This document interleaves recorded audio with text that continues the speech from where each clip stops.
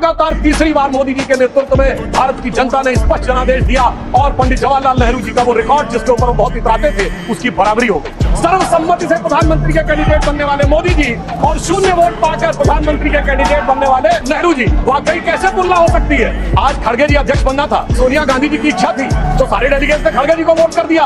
उस समय गांधी जी की इच्छा के बावजूद किसी ने नेहरू जी को वोट नहीं किया तो मैं कह सकता हूँ आज खड़गे जी की स्थिति उस समय के नेहरू जी से बेहतर है। जो लोग ये कहते थे कि राम हुए नहीं इसका सबूत दो, वो उत्तर से दक्षिण तक राम से जुड़े स्थानों का सबूत दे रहे हैं। अरे आपको लगता है कि भगवान हमको हरवाने के लिए आए थे? नहीं, आपको अपना अस्तित्व मनवाने के लिए आए थे कि मिले मुलायम काशी राम, हवा में उड़ गए जय श्री राम।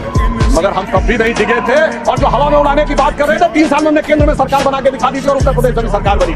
2 नेता जेल में चले गए तो इनको लगता है संविधान खतरे में आ गया। वास्तविकता यह है कि संविधान के साथ खिलवाड़ सदैव इन्होंने किया।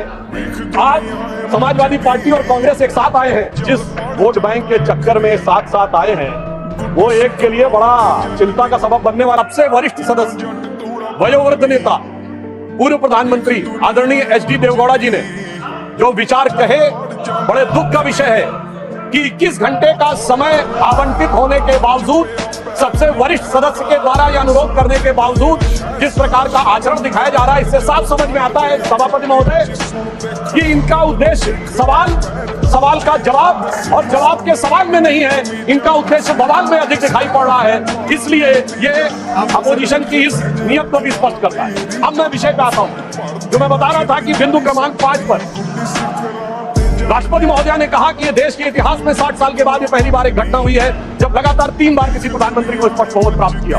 और जिस समय महामहिम राष्ट्रपति महोदय ने ये शब्द बोला था, हम सबको ध्यान है, सबसे अनेक विपक्षी सदस्यों ने अपनी अपनी सीट पर आवाजें करते हुए इसका प्रतिवाद किया। संभवतः उनके मन में इस बात के लिए स्वीकार्यता नहीं हो पा रही थी कि ये कैसे हो गया कि लगातार तीसरी बार मोदी जी के नेतृत्व में भारत की जनता ने स्पष्ट जनादेश दिया और पंडित जवाहरलाल नेहरू जी का वो रिकॉर्ड जिसके ऊपर वो बहुत इतराते थे उसकी बराबरी हो गई।